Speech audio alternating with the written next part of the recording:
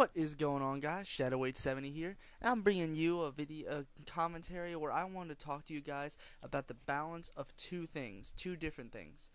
The first one is the balance of playing the objective purely, playing the objective with a sort of a balance, a mix, and then playing the objective with just like not even at all, just basic instinct going off of, just nothing, you're just going around killing people blindly, not even trying to, set up on the objective and defend it or anything. And then I also wanted to talk about playing with a team, playing as a team and with a team, with parties, knowing who you're playing with, what they like to do, and kind of working together to perform and get the win. And in this game, you're going to see us drop off a big time in this game. We're going to get down by so much. And me and my friend decided, we decided to turn it around and work as a team. And it worked out really, really, really well. But let's talk about playing the objective first. So I view it as a scale. And I view both of these as scale, but we're talking about the first one. I view it as a scale. Kind of, where on the scale are you? How close to the objective do you play compared to other people? Like, personally for me, I would say, and I'm not gonna lie, I play instinct just a tad bit more than I play objective. I don't lean too much on one side. I mean, obviously, I kind of have a good balance in my opinion. I play the objective just well enough, but still manage to get kills to do well. And it's not like a scale like overall, you're forced to play this way no matter what. You don't have a decision. It's each game. How do you play from game to game to game? How do you play with this scale? And in this game, I start off playing like just kind of balanced in the mix, and then eventually I just start hardcore, locking down the hard point, defending it as much as I can, just complete objective playing, and it's just that's how we set ourselves up. And let me describe so that way you're not confused on each one. When you watch someone, how do you know they're on a certain scale? Well, right here, obviously, I am playing hardcore objective in the hard point completely, but I was forced into that situation because none of my teammates were there until, well, now. But when you play hardcore objective, you have the ability to get kills. It's not like it's not gonna happen, but it's probably that was a fail. It was probably the worst way to play if you want to get kills. If you want to look at your KDR and just like sit there and be like, man, this is like shit, then don't play the objective completely. Trust me, because if your KDR kills you when it's bad, then don't play the objective completely. But if you play the objective completely, obviously, then you have a better possibility of winning. You don't have a good possibility of doing well personally, so it's not something that, if you feel better if you're doing well, then you don't want to obviously play that way. But it's just, if you hardcore play the objective, you're not going to do well with KD. It's just not going to happen. You might do well with win-loss, but in these days it's kind of hard to tell. But you're not going to do well with KD all of the time. I'm not going to say you're not going to do well ever with KD, but it's going to happen most of the time. It's just not going to happen. And then you have the other side of the spectrum, complete instinct, playing solely off instinct, and that is just straight up, like, if I were in this area, just completely ignoring the objective, going around, killing the enemy, just going, like, on the complete edge of the map, just completely trying to destroy the enemy, not trying to play the objective, not trying to set up to where the enemy can't get into the objective, nothing like that, just completely killing the enemy. And although that works for getting KD, obviously, that's where you see most of these guys, going into the matches and sitting there, and they're like, dude, I got a 3-point KDR, come at me, and I sit there and look at their win-loss, and it's like a .2, and I'm just sitting there laughing my ass off because they never win.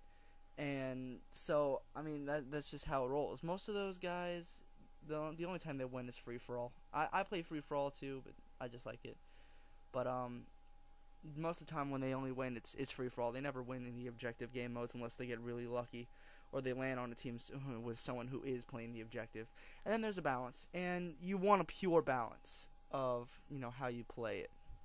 You want a complete and overall balance. You don't want to sway away, and that's kind of how I think that most people should play, and how I think I play personally.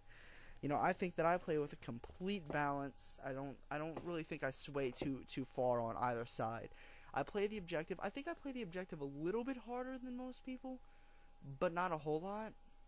I mean, like, every time I'm always around the objective unless I get killed and like get spawned halfway across the map. But most of the time I am playing the objective, and I'm doing my best to defend it, or to capture it, or to get to it, whatever the objective is. I'm playing it, but I'm also playing it to where I don't die a whole lot. I don't get caught in situations where I'm not gonna die.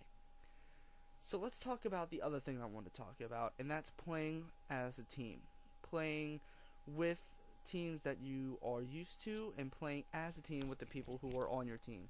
Now, you're either a guy who plays with friends or not, and you're on one of those sides of the spectrum every time. You're either a guy who's just in there by himself, kind of, no one's really, in a party with him.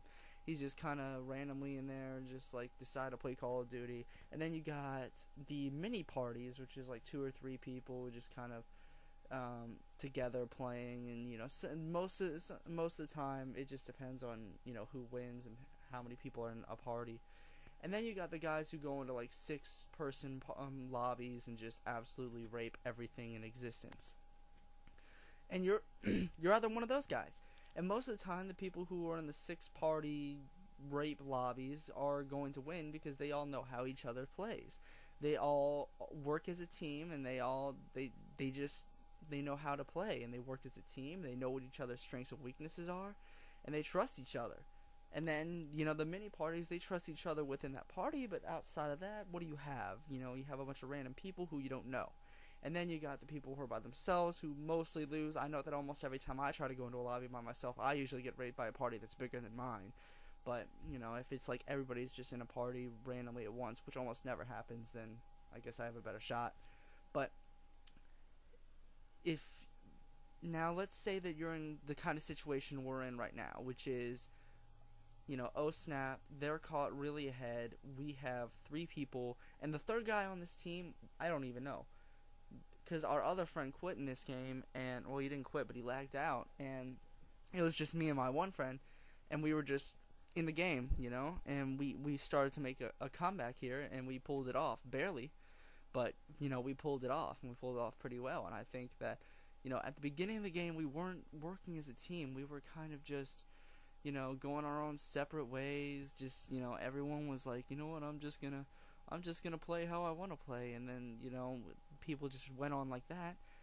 But at the end, we were just like, you know what, let's win this game. Let's buckle down, let's get in these hard points, and let's work as a team. And although you don't see our microphones lighting up because I'm doing this in theater lobby, we were talking, interacting the whole time, just back and forth, telling each other where they are, who's got what, how to defend this, oh snap, they got in, stuff like that. We were going back and forth, just, completely and utterly, just a lot of talking going on. And this is multi-team deathmatch, so there's 3 teams in this game that we had to contend with, 2 more, and then ourselves.